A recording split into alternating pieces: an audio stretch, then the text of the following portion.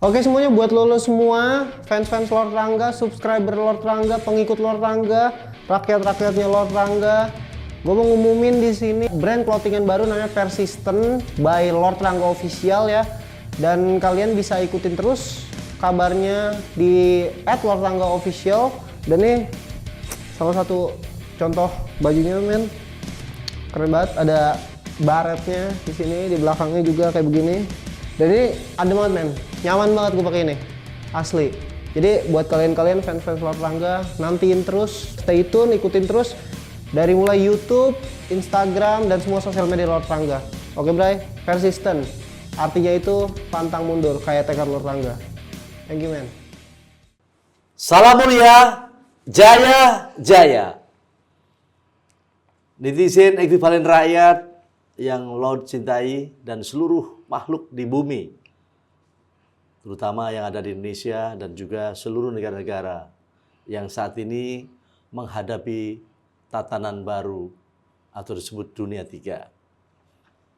Kali ini Lord Rangga dalam panggung Sang Negarawan, kehadiran tamu agung dari saudara kita. Beliau adalah Mas Dodi Priambodo. Mas Dodi Priambodo. Beliau dikenal dengan Dodi Magis. Magis. Dan dikenal sebagai nama besarnya Magis Dodi. Beliau lahir di tahun 1983, lahir di Purwakarta, dan asal mula orang tuanya, dan memang saat ini sampai hari ini tetap beliau tinggal di daerahnya, yaitu di Kampung Sempor, Kabupaten Kebumen. Beliau juga penulis buku self hypnotis.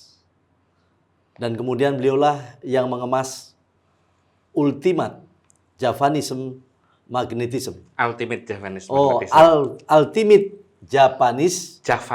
Japanese Magnetism.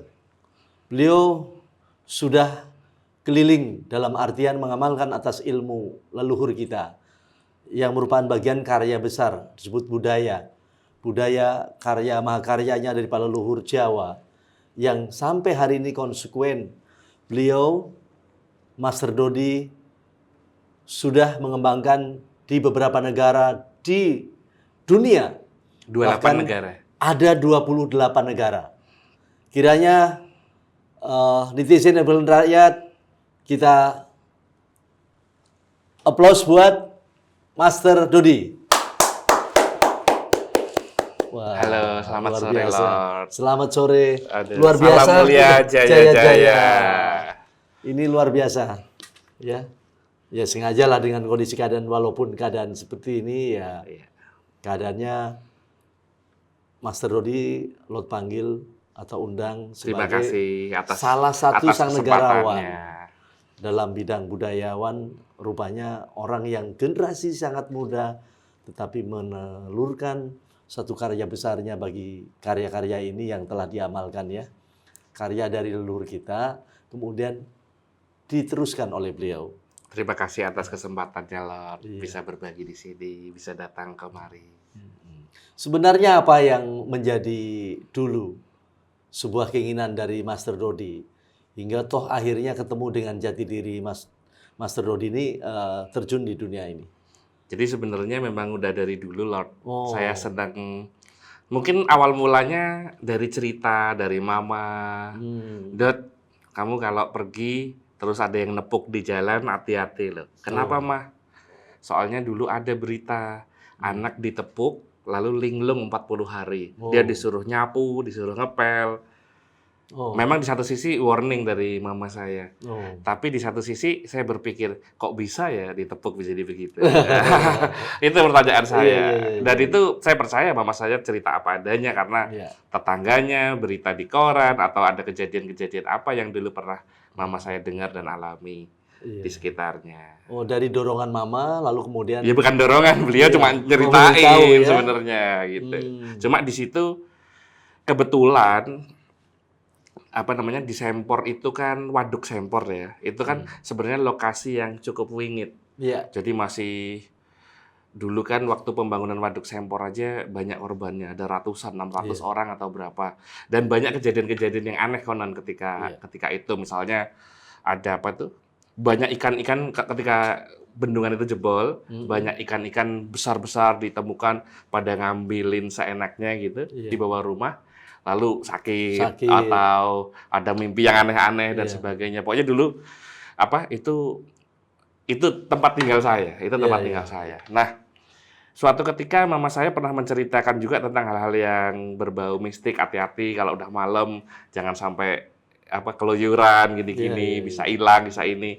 Nah, suatu ketika bukan hanya diceritain saja, tapi saya mengalami. Mungkin ini ya yang jadi cikal bakal di alam semestanya saya memilih jalan ini. Jadi waktu itu mungkin saya TK.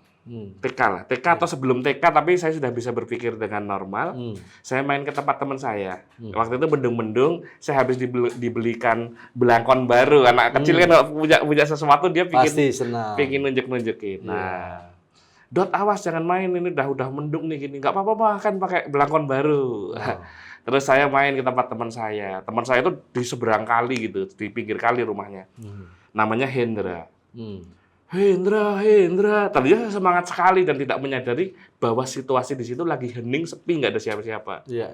Loh, kok dirasa-rasa kok sepi banget. Saya ketok-ketok nggak ada ini. Wah, saya udah mulai agak sedikit apa yang tadinya nggak sadar suasana di sekitar. Akhirnya mulai sadar kan, lalu saya teriak, Hendra. Saya berharap mungkin kalau dia tidur atau apa keluar. Jadi mau balik itu udah takut gitu. Nah, ketika lagi Hendra, tiba-tiba ada yang muncul. Dan itu sosoknya Hendra. Jadi tiba-tiba Hendra, apa Dot? Nah, begitu apa Dot, saya lihat beliau merinding saya. Jadi ini beneran ini merinding saya nyata. Begitu dia bilang, apa Dot? Gitu. Apa namanya? Saya baru bilang, loh Hen, kamu tadi dari mana gitu, maksudnya kok tiba-tiba di depan situ. Begitu apa Dot? Kan ada kilatan karena mau hujan kan itu kan. Lep gitu. Udah hilang loh. Wah, lari. Lari tenggang langgang. Itu cerita pertama. Yang akhirnya di situ saya menyadari ternyata yang gaib itu ada. Yang kedua, itu saya kan antara rumah saya ke warung ya. Dulu kan saya itu punya hobi makan permen karet yang warna-warni bulat-bulat itu. Ada putih, kuning, merah itu kan enak itu. Sekarang aja masih suka mungkin kalau misalnya ada. Nah, setiap kali saya beli ke warung itu, mungkin kurang lebih 50 meter lah nggak ada jalan ke situ, itu anak-anak di desa kan pada main, ada yang lompat tali, kejar-kejaran. Ada satu anak itu kasihan banget, cuma diem aja. Nah, setiap kali saya lewat, saya kasih jajanan saya ke dia.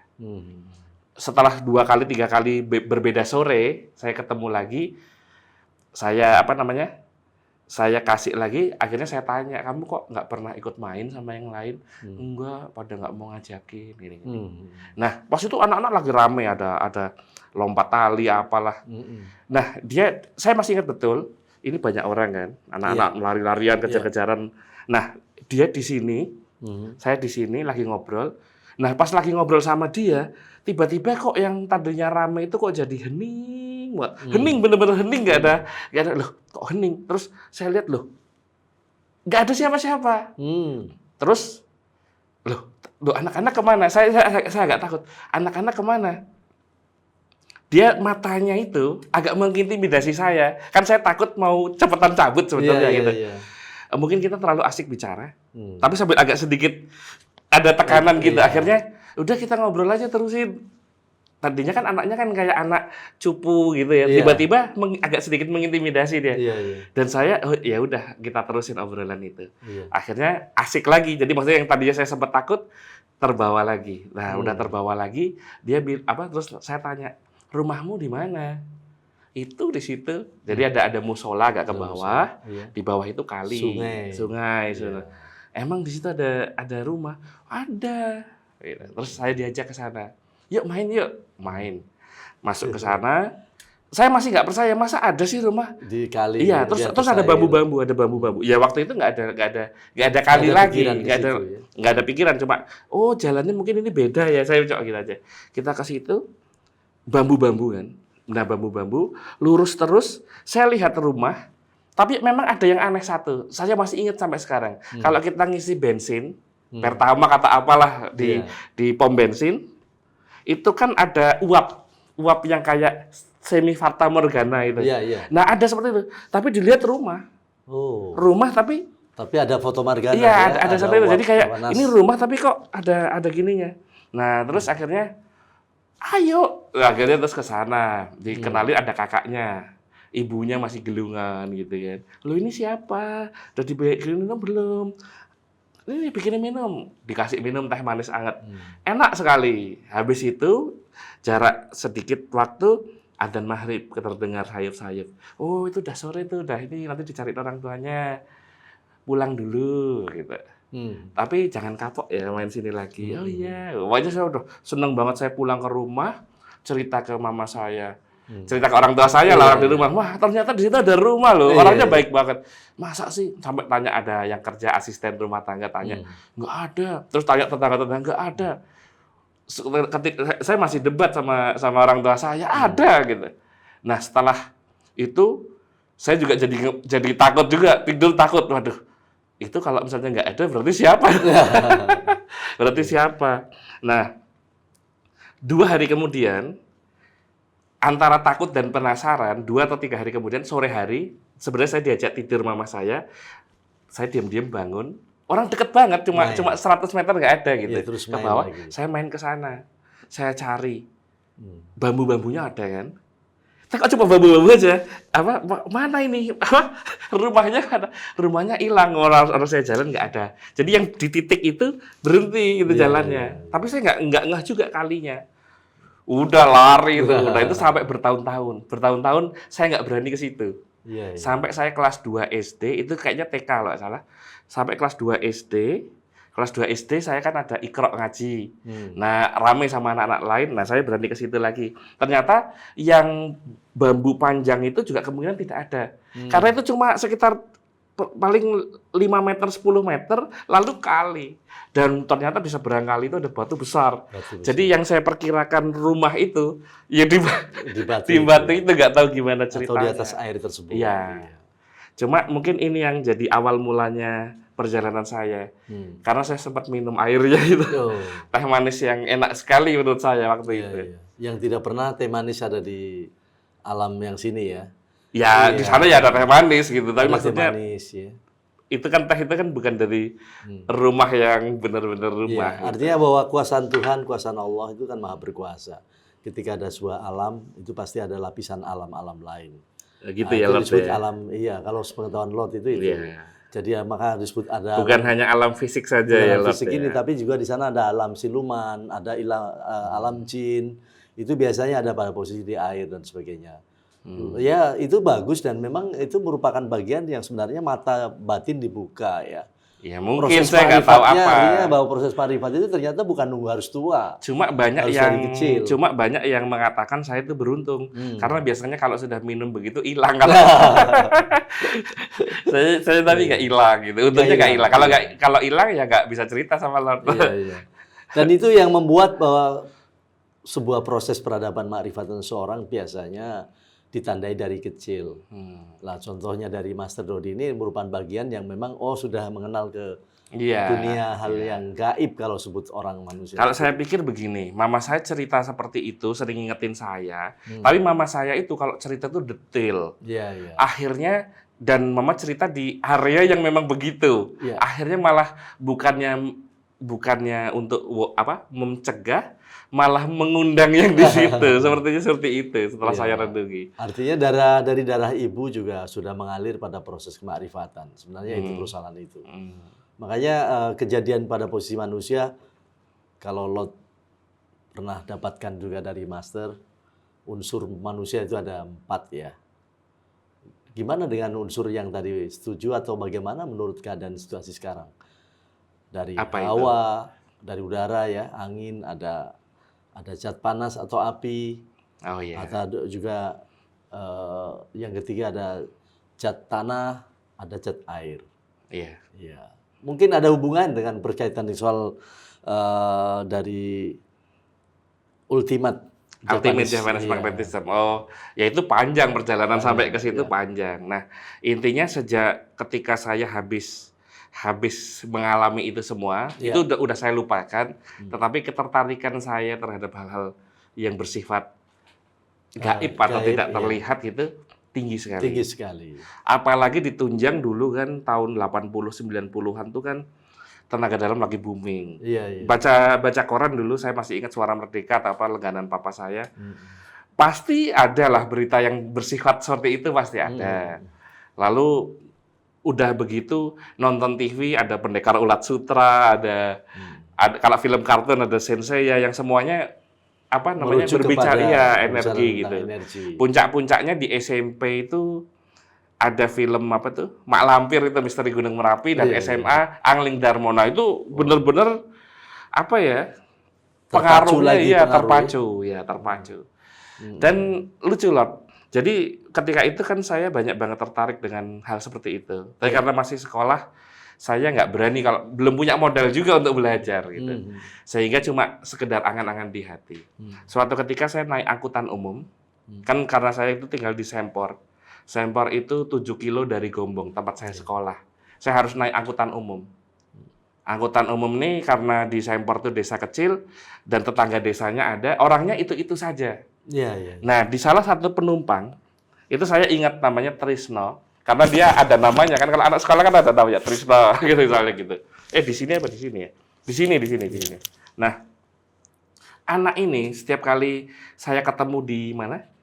Ketemu di angkutan umum ini, dia selalu ketawanya itu kalau bahasa Jawanya sumeh, tapi sumeh banget lah, senyumnya lebar gitu.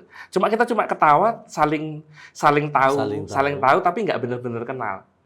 Sampai ini udah berlangsung lama ya, setiap kali dia itu mesti ketawanya lebar. Nah, suatu ketika saya pulang awal, kalau di Gombong namanya pulang gasik gitu. Pulang awal, saya dengan Trisno ini ketemu. Kebetulan dia juga pas pulang awal apa gimana ketemu di angkutan itu, dan di angkutan umum itu cuma saya dan dia. Paling ada satu orang lagi siapa gitu. Karena cuma 1-2 orang, kalau biasanya cuma ketawa, kayaknya nggak enak kalau nggak ngobrol gitu. Akhirnya kita ngobrol. Dan ngobrol pas perjalanan, tiba-tiba dia tanya, Dodi, kamu tertarik nggak dengan tenaga dalam? Saya kaget ditanya gitu. Wah, tenaga dalam? Wah, tertarik gitu. Kalau tertarik, saya punya guru. Kalau kamu mau belajar bisa. Emang bisa apa aja kalau misalnya saya ikut belajar sama gurumu? Kalau misalnya ada orang yang marah, tapi kalau orangnya marah ya, kalau orangnya nggak marah nggak bisa. Kalau orangnya marah, nyerang kamu, orangnya bisa mental. Nah, anak kecil diceritain begitu. Nggak ada angin, nggak ada hujan, tiba-tiba tanya begitu. Terus apa lagi saya tanya. Terus dia bilang, oh ini nanti kamu misalnya arang itu dibakar sampai merah, atau besi dibakar sampai merah, dijilat, nggak apa-apa. Masa yang benar? Wah, saya langsung. Akhirnya saya apa? Saya sebenarnya nggak benar-benar bisa naik motor waktu SMP. Dan itu ada motor bekasnya kakak saya. Waktu itu kakak saya habis lulus kuliah atau apa, motornya ditaruh di rumah. Saya ngakunya sama papa saya udah pernah bisa. Saya pakai itu motor. Padahal belum pernah bisa. Belum bisa, tapi saya untuk buktiin sama papa saya coba-coba gitu, ternyata bisa. Papa saya percaya kalau, oh iya kamu ternyata bisa gitu. Nah, diam-diam saya jadi akhirnya punya kunci. Nah, kunci itu saya rencanakan ini nih yang bisa mengantarkan saya ke guru itu. Itu saya ngajak satu orang teman saya dan jemput si Trisno. Trisno itu sekitar 4 kilo dari rumah saya, tapi ke atas, jadi gunung gitu ke atas gitu. Itu gila itu sebenarnya. Karena apa? Saya naik motor bersama, jadi saya ke atas, tetangga saya dekat situ namanya Dimas. Saya cuma Dimas aja, lengkapnya nggak usah. Tapi dia kalau nonton pasti tahu ya, saya ini gitu. Ya nanti saya share aja linknya. Nah, ngajak Dimas ini, lalu kita ke Sampang. Sampang tuh sekitar berapa kilo lah, jauh gitu naik. Sampang itu dari Sempor ke atas, bukan Sampang Madura. Bukan Sampang Madura ya. Sampang itu kayak pegunungan. suasananya kayak pemandangan film India. Jadi naik turun pegunungan, ada hutan pinus gitu-gitu. Nah, sampai ke Sampang itu boncengan bertiga. Saya yang di depan, dan itu saya sebenarnya nggak begitu bisa naik motor gitu. Iya, tapi bisa bawa. Iya, itu ternyata bisa, teman-teman. ternyata bisa gitu, bisa. Nah, akhirnya kita berangkat ke sana. Kita berangkat ke sana apa? Kita berangkat ke sana, kenalan sama gurunya. Gurunya bilang, "Sini, Dot." Sini Dodi, namanya siapa? Dodi. Saya dulu panggilan kecilnya Didot. Dibalik. Didot. Ya memang panggilan dari orang tua Didot gitu. Terus Didot mau belajar yang penting untuk kebaikan gitu kan. Terus suruh ngisi daftar tamu. Udah kesekian ribu gitu waktu itu saya masih. Wah, itu juga nambah sugesti juga. Wah, udah ribuan nih muridnya gitu. Sini, terus dipegang sama guru saya, dia bilang akan dibuka jalur darahnya. Ya sebenarnya jalur energi lah ya, tapi bahasanya bahasa kungfu banget gitu. Dibuka jalur darahnya. Setelah itu, saat itu umur berapa? kelas 2 SMP. Oh, kelas 2 SMP. Berarti 2 SMP itu berapa sih? Paling 13-14 tahun lah ya, sekitar itu. Nah, di situ setelah dibuka jalan darahnya itu diberi apa namanya? Diberi mantra. Diberi mantra. Oh iya, dites dulu. Di situ ada HCl. Nggak tahu tuh ya, bener-bener air keras yang gimana, tapi memang keras kalau kena pakaian aja rusak kok. Iya, rusak ya. Dan pas saya buka tuh zatnya di hidung menyengat sekali. Itu disiram memang nggak apa-apa waktu itu. Bahkan beliau bilang, kamu kalau nggak percaya beli aja di toko besi. Iya, coba sendiri gitu. Itu satu. Terus setelah itu kita pulang kan. Saya disuruh puasa 3 hari. Nah, puasa 3 hari itu berpuasa 3 hari untuk ada mantra. Iya, ada amalan dari si guru itu. Saya masih ingat mantra pertama mantranya adalah kayak apa? Sedulur papat. Sedulur papat kelima pancar. Boleh berkenan dibacakan mantranya. Mantranya sih katanya nggak boleh dibaca gitu. Tapi intinya saudaraku 4 ke 5 pancer. Iya, intinya itulah saudaraku 4 ke 5 pancer gitu. Katanya kalau di-sharingkan terang-terangan gitu, apa namanya kurang tajam katanya. Karena kadang masih saya pakai. Nah, baca itu terus dicampur. Jadi ibaratnya memanggil saudara-saudara kita untuk berdoa bersama ke Allah gitu. Terus habis itu kita kalau di kepercayaan Jawa kan kita punya saudara batin istilahnya. Nah, terus kita panggil semuanya, kita berdoa sama Allah minta keselamatan dan kekuatan lahir batin. Allahu Akbar gitu. Nah, setelah baca itu, terus ada satu lagi yang sambungannya itu. Katanya untuk perapian. Untuk api. Ya, untuk perapian. Cara ngetesnya kalau sudah jadi membaca mantranya, lalu areng atau arang api, atau sesuatu yang dibakar atau besi sekalipun. Besi dibakar terus dijilat gitu. Nah, tapi kan waktu itu kan saya pulang dulu puasa dulu ya. Setelah puasa saya datang lagi ke guru itu.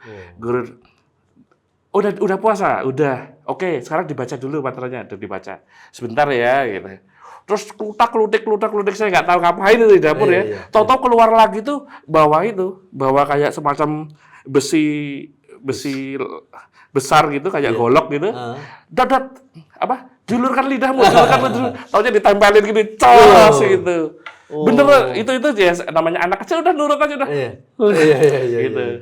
Wah, memang sih rasanya kasap kalau orang kasap gitu, dan berhari-hari juga saya suka berkali-kali ngaca ini kenapa ya takut juga kan gitu.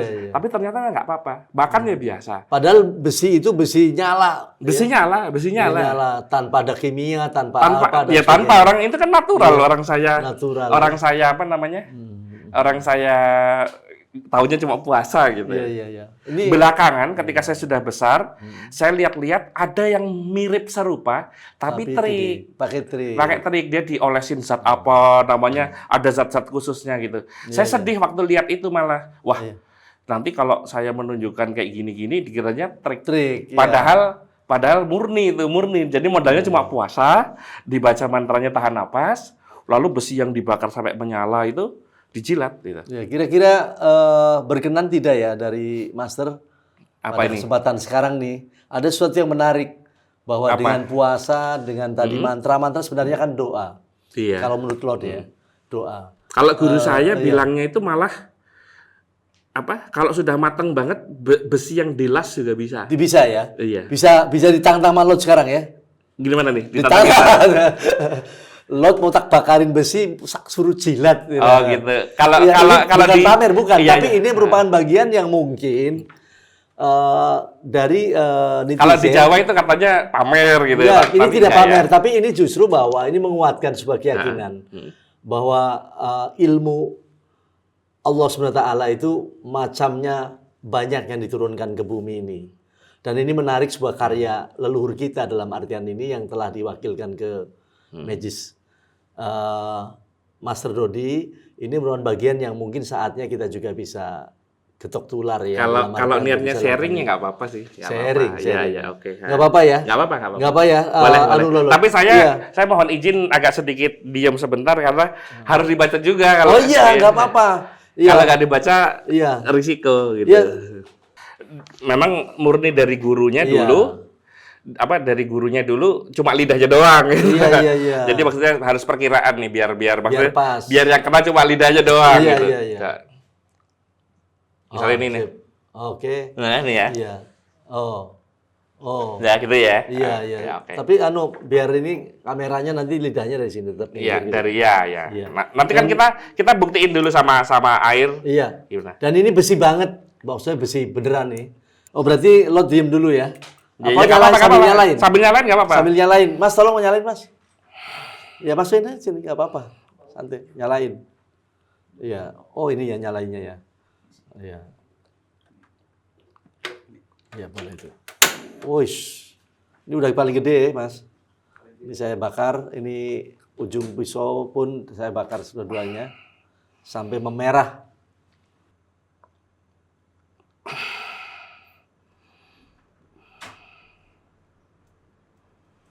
Dia agak diangkat gitu biar terpanggang. Oh, gitu ya. Oh iya. Ya. Kalau ada besi yang lebih tipis yang apa ya?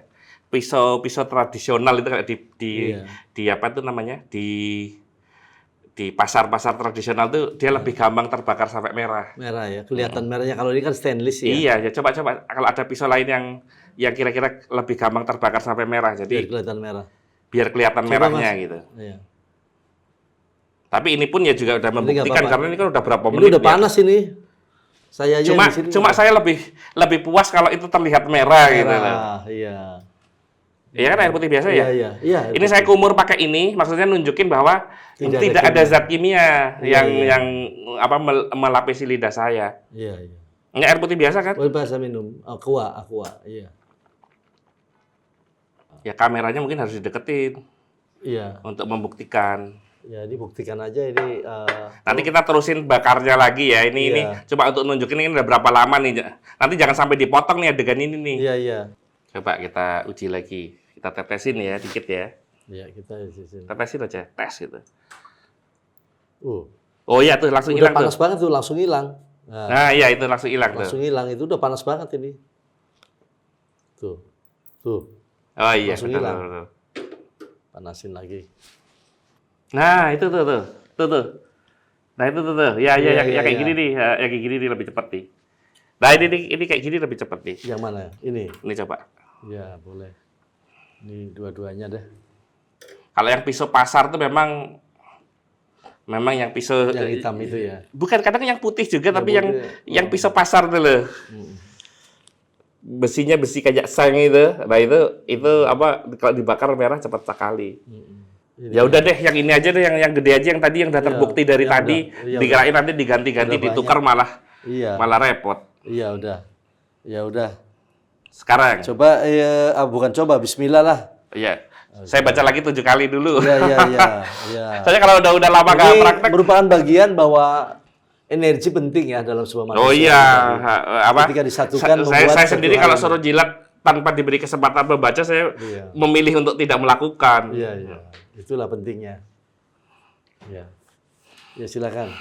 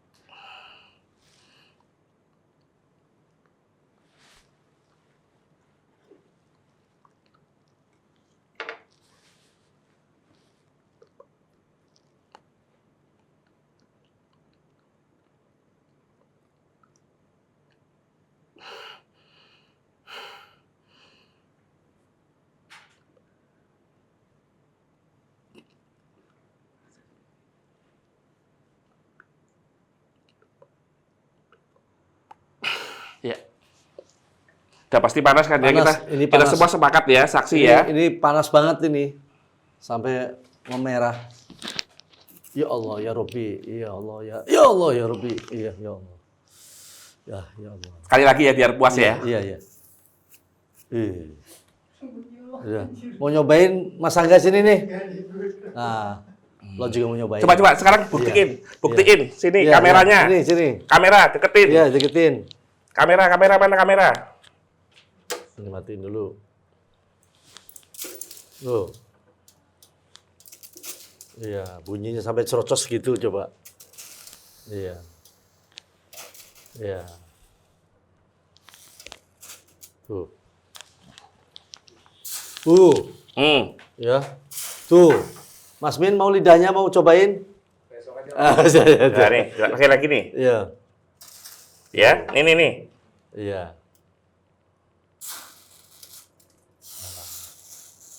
Tuh. Masih panas sekarang juga. Tuh. Oke. Tuh. Ini lidah saya ya. Ya. Setidaknya saya masih bisa ngomong kayak gini kan. Iya, gitu. itu satu bukti ya bahwa energi ketika energi manusia di satu. Mudah-mudahan nggak apa-apa nih. itu Kayaknya agak kena bibir dikit, tapi kayaknya nggak apa-apa sih. nggak apa-apa. Ya, selamat, alhamdulillah.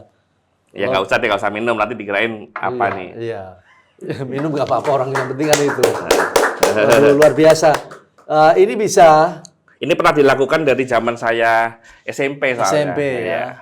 SMP. Sehingga saya apa ya namanya ya, sistem keyakinannya sudah mengakar. Mengakar, alhamdulillah ya. Sebenarnya ada satu lagi sih, apa motong rambut nggak apa-apa, tapi nantilah gampang lah. Oh, iya, oh, gitu ya.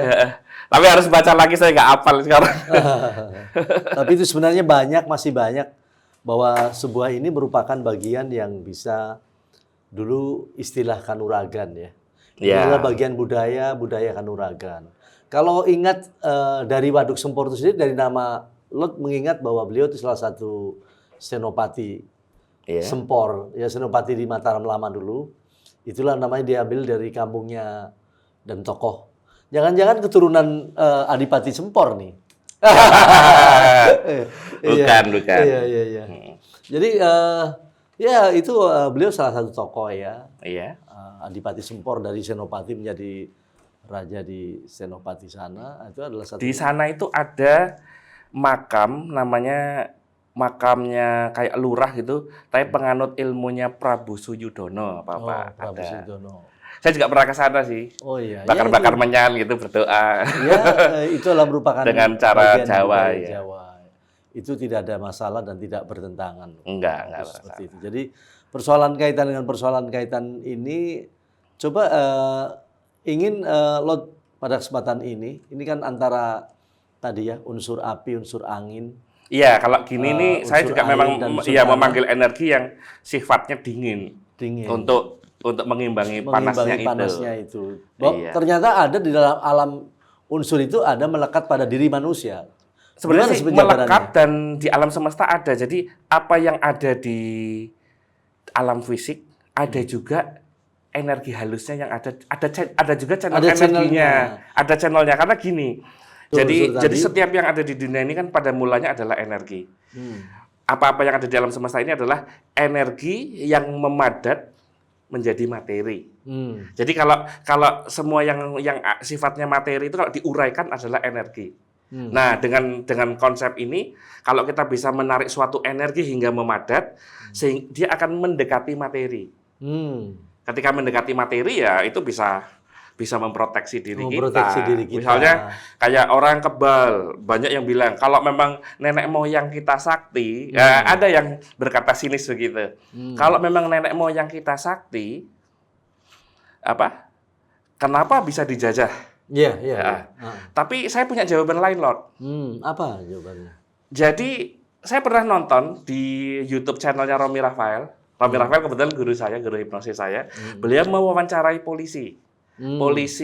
Polisi berpakaian preman itu. Siapa tuh yang gondrong itu? Kan ditanya apa saja yang unik. Yang unik selama menjadi polisi. Salah satu ceritanya ada penjahat yang ditembak nggak apa-apa. Kebal. Oh ya gitu. Iya, Pak iya. Romi bilang begitu. Terus ada satu lagi yang berita yang pembunuhan polisi Iya. oleh seseorang di mana Bengkulu apa di mana? Maaf ya saya nggak nyebut nama. Entah saya lupa Bengkulu atau mana lah gitu. Pokoknya ada lah satu daerah itu. Ada kok beritanya kalau dicari yang ditembak puluhan peluru atau bahkan ratusan peluru. Dan akhirnya dia baru ketahuan kelemahannya, dia pakai cincin yang mengandung energi. Energi itu saya bisa bilang energi yang mengikat besi. Energi besi. Jadi selama itu masih diikat, ya energi besi itu mengelilingi sehingga tidak mempan. Nah, jawabannya apa? Kenapa kok Indonesia nenek moyangnya sakti masih bisa dijajah? Karena yang sakti belum tentu orang baik. Iya kan, penjahat semua itu. Dua itu penjahat semua. Bisa mereka jadi penjahat. Belum tentu polisinya gitu. Belum tentu polisinya. Dan banyak orang yang dalam tanda petik punya kesaktian digunakan membela yang bayar. Membela yang bayar gitu. Jadi memang sih saya nggak tahu ya, ada dari dorongan dari energi itu kayak memaksa saya dalam tanda petik untuk membuktikan ke dunia bahwa energi itu ada. Karena dari orang yang nggak percaya energi itu dampaknya ada beberapa. Orang bisa, oh adanya cuma yang fisik-fisik aja. Padahal energi itu kalau dipakai bisa membuat ketenangan batin. Kita dapat support dari semesta. Artinya menyatu dengan semesta. Iya, betul. Kekuatan baik energi maupun orang-orang yang misalnya pikiran-pikiran yang berusaha untuk mengatakan bahwa magic itu nggak ada. Dia satu nggak tahu. Dan dia biasanya orang-orang yang berpikir kritis. Orang-orang yang berpikir kritis, dia terlalu aktif energi kesadarannya. Energi kesadaran yang aktif membuat energi alam semesta yang seharusnya masuk terhalang. Gitu. Nah ini kasihan orang-orang yang sudah belajar energi, belajar ilmu, terus ada yang mengatakan itu bohongan, itu gini, itu gitu. Saya tuh kadang suka, wah padahal tanpa sadar mereka mencelakakan sebagian orang. Karena orang yang sudah belajar, sebenarnya itu kalau digunakan bermanfaat, tapi karena dihancurkan keyakinannya bahwa itu nggak ada gini-gini, nggak dipakai kan. Suatu ketika terjadi suatu kejahatan atau apa, dia sudah nggak ada energi itu. Nggak dipakai soalnya kan, karena dianggap nggak ada. Nah, dan ini kan ada sisi energi yang kemudian bisa dilakukan sebagai kedikdayaan ataupun kanuragan. Di sisi pihak ada pada posisi daya imun ataupun energi itu pun penting ya, perawatan kesehatan barangkali dengan. Oh ya, jadi segala sesuatu yang ada di dunia fisik selalu dipengaruhi energi yang mengelilinginya. Jadi kalau misalnya medan energinya dibikin energi yang sehat, ya insya Allah tubuh fisik juga sehat. Paling nggak terbantu lah gitu. Ya kan konsep dasar dari healing energy, yaitu energi penyembuhan, atau kebalikannya killing energy, yaitu santet, adalah memasukkan energi-energi yang sifatnya kesehatan dan kehidupan, dan yang satunya sebaliknya. Yang akhirnya diharapkan oleh si praktisinya berdampak pada fisiknya. Nah, ada orang-orang yang sensitif, dia memproses energi halus ini menjadi lebih cepat. Ada juga yang memprosesnya lebih pelan gitu. Makanya kadang ada yang gampang terpengaruh energi, ada yang butuh waktu lama. Tapi biasanya secepat-cepatnya itu hitungannya detik, selama-lamanya biasanya 41 hari. 41 hari. Untuk melakukan satu bentuk ya pembelajaran ya bagi generasi muda ini milenial, lo juga mau belajar. Kalau Rod ini sebenarnya udah tinggi ilmunya. Ini beliau cuma rendah hati aja. Mau belajar bagaimana menggunakan atas energi-energi ini. Kalau boleh tahu, Master, itu berapa hari kalau mereka orang bisa belajar dengan 2 hari. 2 hari udah bisa dilakukan. Bisa. Kenapa kok bisa? Karena tubuh kita itu sebenarnya buat komputer. Komputernya sudah ada. Saya sudah berlatih dengan sedemikian rupa sehingga saya sudah di-upgrade. Medan energinya di-upgrade, semuanya di-upgrade. Nah, ketika ada orang-orang yang datang belajar, saya kan sudah di-upgrade dan sudah punya datanya. Yang perlu saya lakukan ke orang-orang cuma meng-upgrade tubuh mereka, lalu mengkopikan data yang sudah saya miliki. Luar biasa ya Allah. Jadi misalnya kalau saya sudah punya 100 giga, orang lain tidak perlu repot-repot download 100 giga, ini saya udah punya, tinggal copy aja. Dan yang di-copy kan receiver-nya sebenarnya, karena energi di semesta sudah melimpah, sudah tidak terbatas. Dan dari perjalanan dari Master Dodi kemudian pengamalan atas ilmu-ilmu ini, kalau Lot juga tahu ternyata sampai sudah 28 negara ya di dunia ini. Jadi Baik di Eropa 28 maupun di itu mana. sebenarnya gini. Apa kalau negara Sudah yang saya berapa banyak kunjungi manusia itu? kalau yang negara yang saya kunjungi tidak sampai 28. Ya. Tetapi di setiap negara yang saya kunjungi itu, misalnya saya datang ke Belgia, mungkin ada tapi yang beberapa lain dari negara mana? dari Iya, beberapa negara datang ke situ. Dan mereka yang datang bukan orang Ya, nggak biasa-biasa jelas lah, gitu. ya. Mereka Orang jelas semua. mereka ada yang praktisi hipnoterapi, Iya. NLP, pemberdayaan pikiran, di mana pikiran mereka juga kritis loh ya. Kritis, ya, iya. Jadi saya di sana itu wah Orang-orang ada juga kan profesional, orang ya. yang mengira wah itu apa mereka dibodohi atau apa, ada yang bilang begitu. Apa mereka itu orang pintar, lebih pintar dari yang ngomong gitu. Iya. Lebih pintar dari yang nuduh-nuduh Iya. itu. Gitu. Itu satu. Salah satu klien saya yang belajar sama saya adalah saya nggak sebut nama ya. Iya. Itu penasehat presiden Di di negara-negara Afrika. negeri Afrika luar biasa ya Allah. Iya. Iya. Dan masih aktif sampai sekarang jadi penasehat presiden. Dan beliau malah, nah orang-orang seperti ini malah paham dengan hal-hal seperti itu. Iya, memang diperlukan. Artinya bahwa situasi ilmu sekalipun ini hubungannya dengan gaib, tetapi unsur ilmiah ya. Iya, ada Ternyata bisa ilmiahnya. diilmiahkan. Ada karena segala sesuatu gini, tidak ada di alam semesta ini tidak ada yang bertentangan dengan hukum alam. Hukum alam. Yang ada adalah bertentangan dengan yang kita pahami tentang hukum alam. Iya. Dan kelemahannya, orang menganggap ilmuwan yang saat ini dipercaya sebagai ilmuwan atau ahli ilmu itu adalah final knowledge, apa puncak-puncaknya pengetahuan. Iya. Padahal gini, kalau memang ilmuwan saat ini adalah puncak-puncaknya ilmu pengetahuan, jadi kalau nggak disetujui sama ilmuwan saat ini berarti salah, kalau disetujui berarti benar, saya tidak setuju. Kenapa? Ilmuwan terus mengadakan penelitian. Ya. Tahun 50 mengadakan penelitian, tahun 20 mengadakan penelitian, tahun 90 mengadakan, saat ini mengadakan penelitian. Kenapa mereka mengadakan penelitian? Semangatnya adalah ada yang mereka belum tahu. Iya. Makanya ada yang mereka belum tahu, makanya ada kembali. penelitian gitu. Penelitian Nah, kembali. yang dulu dianggap tahun 50 tidak ilmiah, bisa jadi saat ini ilmiah. Nah, sekarang bagaimana ceritanya kalau seseorang melakukan suatu tindakan yang dianggap tidak ilmiah tahun 50 hanya karena ilmuannya tidak sampai.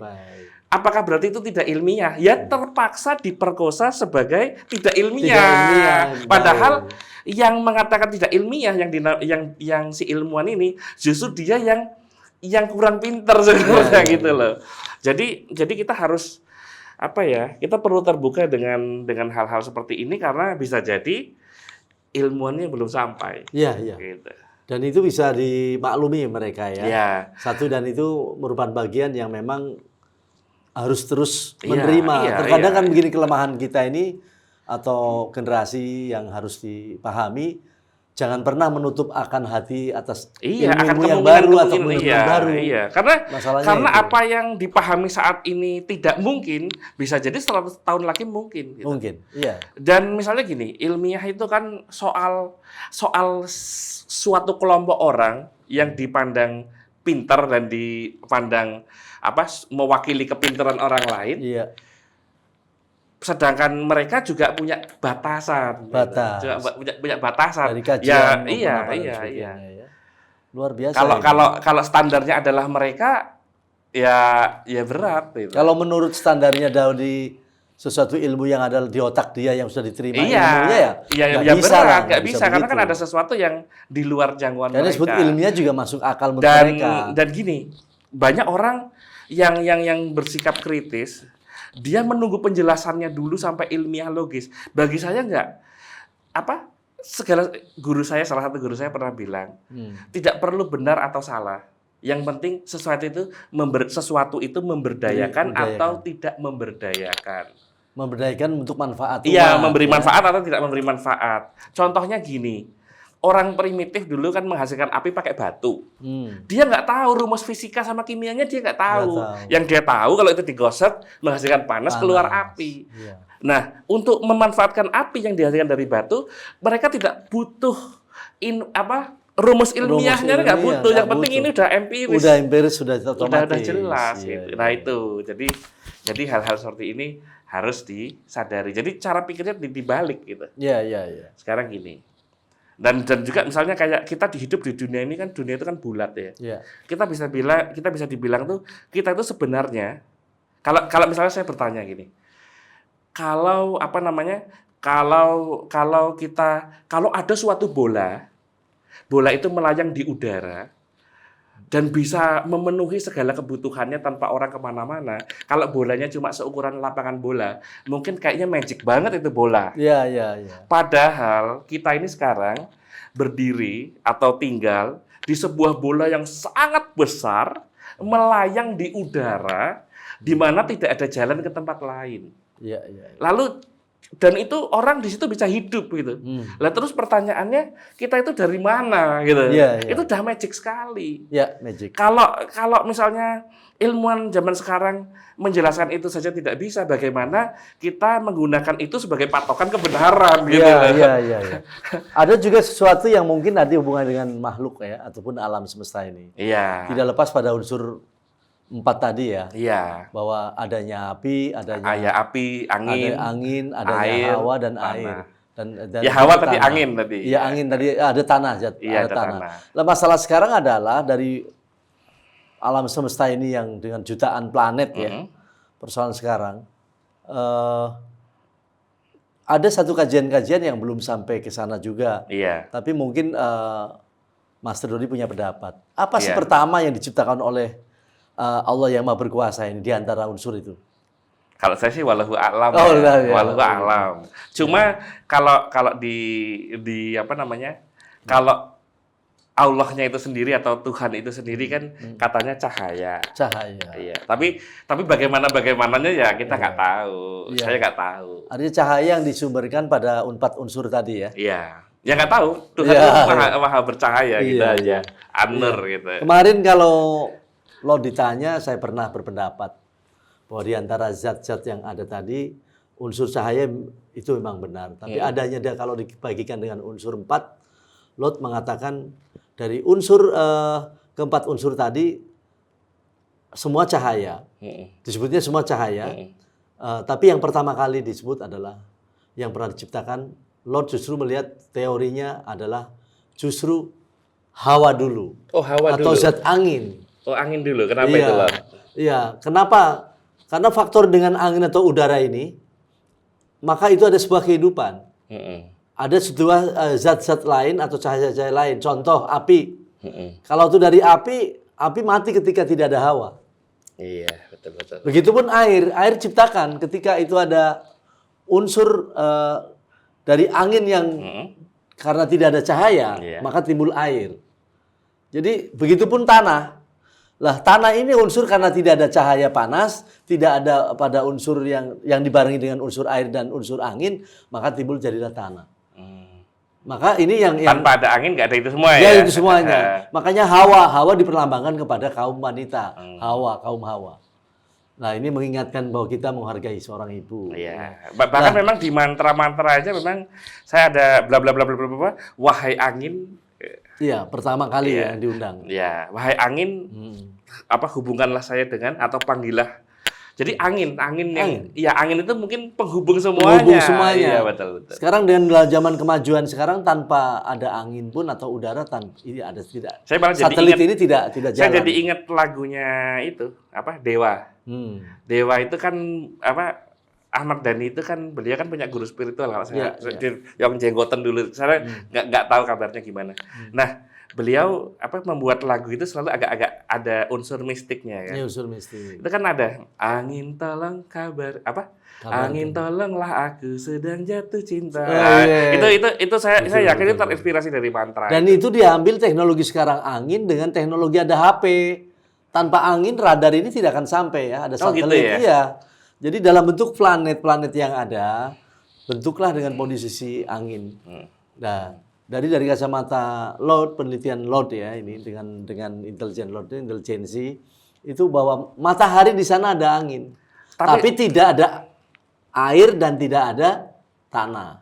Oh, saya jadi ingat salah satu guru saya pernah ngajarin saya ketika belajar mantra. Kan yang awal tadi itu saya belajar tapi saya nggak tahu indikatornya apa ketika kekuatan itu hadir. Yang penting cuma pede baca saja. Nah, ketika selang berapa tahun saya ketemu guru yang bisa memberikan indikator bagaimana kekuatan itu sudah datang. Dia bilang, amati arah anginnya. Jadi ketika membaca mantra atau memanggil kekuatan energi, ciri-cirinya adalah adanya angin. Nggak tahu berhembus dari mana, itu bus gitu, walaupun itu nggak ada apa-apa sebenarnya, tapi kalau ada arah yang bus gitu, adanya angin adalah adanya gaib. Iya, gitu. Saya jadi ingat itu. Iya, dan Lord bilang begitu, jadi saya ingat. Dan Lord juga ingat ketika Lord remaja kemudian berangkat pada istilah tadi, pada suatu saat Lord melakukan puasa tiap hari, kemudian oh iya, Lord ini pernah cerita puasa lama banget ya? Lama banget dengan banyak, kemudian pada saat itu diajarkan dengan banyak sholat. Ketika ada waktu 30 rakaat ya, itu datang angin. Saya lagi sholat itu, sadar, itu dari apa dingin, yang dibaca. Iya, dingin banget anginnya, tapi angin itu beserta cahaya, keluarkan cahaya. Nah, itu apa yang dibaca tuh? Ajarin saya dong. Iya. Itu. Iya, dulu saya biar sukses seperti Lord. Ya, amin. Kalau Lord sih nggak punya apa-apa ya. Tapi pada Lord ini rendah hati loh. Bila itu saat itu ya bentuknya tadi angin. Saya dalam keadaan sujud, situasi keadaan dalam prosesi dibungkus dengan cahaya tadi yang tidak pernah kita lihat cahayanya yang di dunia ini ya, diterang. Karena dalam keadaan sadar, kemudian Lord dibawa. Di sanalah pada proses apa yang dibawa gimana? Lord dibawa gimana? Kayak dia alam. Jadi kayak ketiduran gitu. Bukan ketidur, dibawa sejasadnya. Ini percaya nggak percaya ya kalau hal kayak gini ya, karena kan dalam keadaan sujud. Dan saya melihat diri saya situ, diangkat gitu. Iya. Nggak kelihatan yang ngangkat siapa ya? Enggak, itu cahaya itu. Ya, jadi lalu dibawa kemana, Lord? Ketemu dengan alam cahaya lagi, berbicara dengan cahaya tadi. Saya kira terus dibawa ketemu Bunda Queen. Dengan cahaya. Iya, di sanalah Lord mendapatkan ini. Nah, ini proses keadaan itu tadi. Ya, ini kalau kita kaji ke sana nanti tanyalah sama Pak Kiai. Ya, Pak Kiai, Pak Ustadz, atau banyak para pendeta atau para siapa yang tahu tentang ini. Tapi persoalannya itu tadi, kita akan bahas dengan 4 unsur tadi. Ternyata dari master sudah bisa memanage unsur itu sehingga tadi ya. Oh iya, satu karena contoh gini, dengan keadaannya. Karena gini, kita hidup di dunia, kenapa kok kita perlu ngolah energi? Yang terpenting dalam hidup adalah keseimbangan. Ya. Orang ya, misalnya, dan ini memang lagi saya kembangkan. Jadi orang itu kenapa kok karakternya beda-beda? Karena dia lahir di waktu dan tempat yang berbeda. Yang berbeda artinya waktu dan tempat yang berbeda ini tanggalnya kan berbeda, angka-angkanya berbeda, frekuensinya berbeda. Nah, ada orang yang beruntung komposisinya pas. Saya kalau lihat selebriti Hollywood itu, walaupun mereka nggak mikirin energi, tapi angkanya udah bagus. Iya. Mereka nggak perlu puasa, nggak perlu ngapain, kalau udah di angka yang bagus, dia akan punya energi itu terus. Nah, kenapa kok bisa begitu, Lord? Jadi bayi lahir ke dunia ini bagaikan kertas putih yang netral. Netral dia kayak kertas putih. Tetapi setiap hari ini ada lautan energi. Setiap hari lautan energinya berbeda, frekuensinya berbeda. Nah, ketika bayi keluar dari tubuh sang ibu, tadinya kan dilindungi oleh tubuhnya si ibu. Ketika sudah keluar dari tubuh si ibu, ibarat kertas tuh masuk ke kolam tinta. Nah, tinta yang pertama masuk ke kertas, misalnya kayak Lord ya, misalnya ambil kertas putih, celupkan ke tinta warna tertentu, walaupun nanti setelah kering dicampur yang lain, tetap aja yang pertama ini yang ada warna dasar itu. Nah, itu adalah energi dasar orang itu. Dan energi ini, sifat energi adalah suatu jenis energi yang sama, akan saling terkoneksi dan tarik-menarik. Nah, karena energi yang sama saling terkoneksi dan saling tarik-menarik, sejak bayi sampai dewasa, energi yang pertama diterima orang itu akan terus dibawa dan mempengaruhi orang itu. Pentingnya Ultimate Javanese Magnetism itu apa? Energi bawaan yang diterima oleh bayi-bayi ini belum tentu seimbang. Nah, kita perlu narik energi lain untuk ngimbangin yang nggak seimbang. Ada orang yang gila kerja, semangatnya terlalu menggebu. Ada orang yang terlalu santai. Iya, iya. Ada orang yang terlalu banyak perencanaan. Maksudnya segala sesuatu harus terencana, sistematis. Ada yang bodoh amat, yang penting saya menghayal. Ada yang begitu. Semua itu adalah sifat-sifat yang berbeda akibat energi. Jadi energi alam yang tadi mempengaruhi atas proses pada diri manusia yang lahir itu. Nah, energi bisa diseimbangkan. Satu, belajar dari orang yang punya energi berbeda. Energi itu menular sifatnya. Jadi walaupun kita nggak punya energi A, tapi kita belajar sama seseorang yang punya energi A, maka muncul ide-ide baru yang khas pemikirannya si A. Gitu loh. Iya. Akhirnya itu bisa nyimbangin, itu satu. Yang kedua, ya kalau itu kan tidak langsung ya, indirect. Nah, kalau yang langsung ya bagaimana kita menyadari komposisi energi kita apa, lalu kita cari komposisi lainnya yang untuk diakses. Iya, luar biasa. Misalnya perumpamannya gini kalau untuk dimengerti. Misalnya air panas supaya bisa kita minum jadi anget gitu, ya kasih air dingin.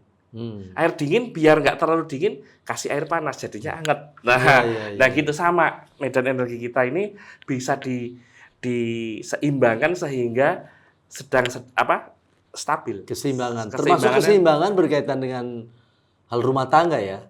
Energinya dari seseorang kalau suami dengan istri itu juga perlu ada keseimbangan. Betul. Oh iya. Kadang-kadang suami kan energinya maskulin. Kadang-kadang karena hal-hal tertentu yang dipengaruhi kelahiran itu, ada wanita yang sifatnya malah ikut-ikutan maskulin. Malah dia pingin jadi kayak cowok juga. Itu nggak seimbang. Akhirnya banyak sesuatu yang nggak harmonis. Sangat luar biasa. Mungkin ataupun ada sebaliknya. Ya, sebaliknya ya. Sebaliknya tuh istrinya sudah sangat feminin, si suami malah energinya juga terlalu feminin gitu. Ada juga. Itu cuma semuanya masalah energi. Oh enggak, itu edukasi pergaulan lingkungan. Itu kan psikologinya begitu. Tapi ada sifat-sifat dasar yang nggak usah dipengaruhi siapa-siapa, memang dia bawaannya begitu. Iya. Ada nggak pesan-pesan buat Master Rodi untuk khususnya di kalangan kaum milenial ya sekarang, dan juga seperti saya kaum kolonial banget bisa, kalau milenial bisa. Kalau beliau ini sebenarnya spiritualis tulen, cuma beliau membungkusnya dengan penampilan modern. Dan jadi fleksibel, mungkin ada pesan-pesan nggak buat apa nih? Generasi saat ini, dan sekarang kan mau memasuki kepada dunia tahun 2002 ya. 2022. Jangan terburu-buru lah. 2022. Jangan tergesa-gesa. Iya. Nah, tergesa-gesa itu ada energinya tuh. Oh gitu ya? Iya. Energinya itu kalau saya bilang itu energinya energi Mars. Nah, itu harus diimbangin sama energi Venus.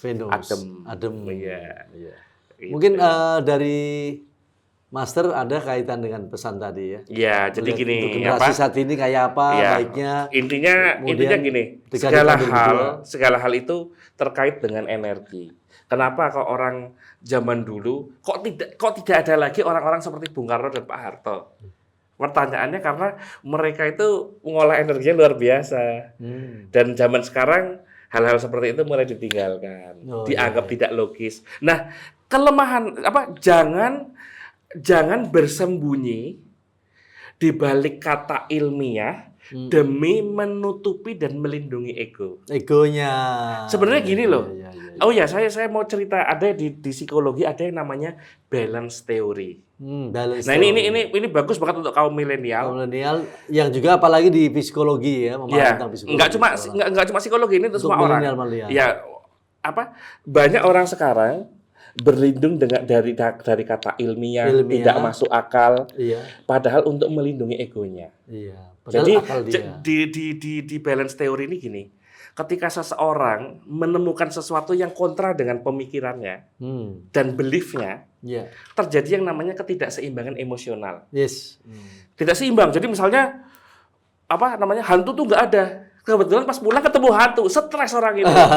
Nah, stres ini nggak akan sembuh. Mau seminggu, 2 minggu, 3 minggu, sebulan nggak akan sembuh. Sampai dia memilih salah satu dari 2 hal. Jadi keseimbangan yang tadi terjadi karena kontra dengan pemikirannya baru sembuh kalau dia satu mengubah beliefnya, oh ternyata gitu ada, udah sembuh selesai. Sembuh. Atau kalau enggak, oh saya waktu itu capek banget, pasti saya lemes banget, menciptakan halusinasi. Saya pernah lihat milih yang kedua. Iya, Itu dia milih yang kedua. Dia bilang itu mungkin halusinasi di ilmuwan ini. Sebenarnya bukan soal ilmunya, tapi dia melindungi rasa ketidakseimbangan itu. Karena harus dan model beliau apa-apa harus terjawab tuntas. Nah, gitu. Iya. Nah, daripada merasa tidak tahu, lebih baik memilih untuk memilih untuk menutupi tadi. Ya ini cuma sekedar spontan aja ya. Memilih untuk memilih untuk itu mungkin halusinasi aja. Ya, gitu loh, misalnya gitu. Padahal kata halusinasi pun tidak seperti itu, padahal sesungguhnya Ya ini cuma salah satu contoh aja. Tapi mungkin ini bukan berarti ego juga, maksudnya dalam arti daripada nggak nyaman. Jadi seseorang itu harus bisa memilih antara percaya atau tidak percaya atau mengganti keyakinan. Jadi kalau berada di berada di persimpangan tanpa ada keputusan merubah beliefnya atau tetap pada belief yang sama, maka terjadi kegoncangan. Gitu. Luar biasa. Ini yang membuat orang kadang mati-matian mendinai sesuatu, dan ada juga yang percaya hantu terus juga mati-matian acaranya berlebihan juga tentang hantu, itu juga banyak yang lebay juga gitu. Nah, intinya apa? Dua-duanya sama. Ketika mereka nggak mau di titik yang tengah tadi gitu. Intinya harus believe atau not believe gitu aja gitu. Iya, luar biasa netizen Ekvivalent Rakyat dari seorang guru besar dalam hal ini Master Dodi.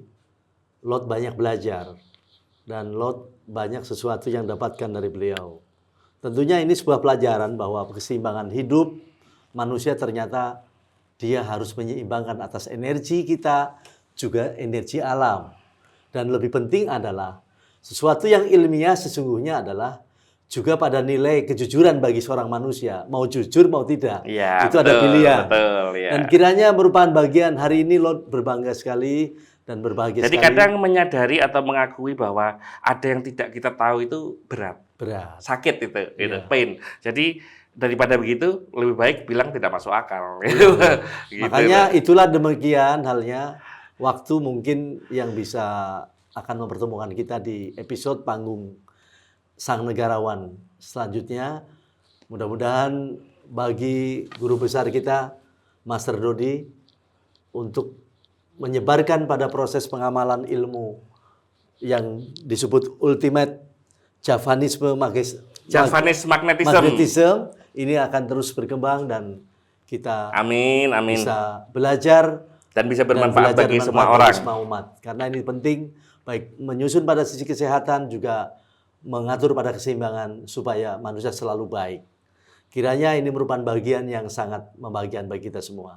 Dan kita salam doa dari kita mulia Jaya. Dan ultimat. Ini mana sih kameranya, mana sih? Sini apa sana? Sini. Oh ya. Iya. Salam mulia Jaya. Selamat ultimate Javanese magnetism. Oke. Terima kasih banyak. Lord. Masya Allah, luar biasa. Terima kasih ya. Oke. Sip.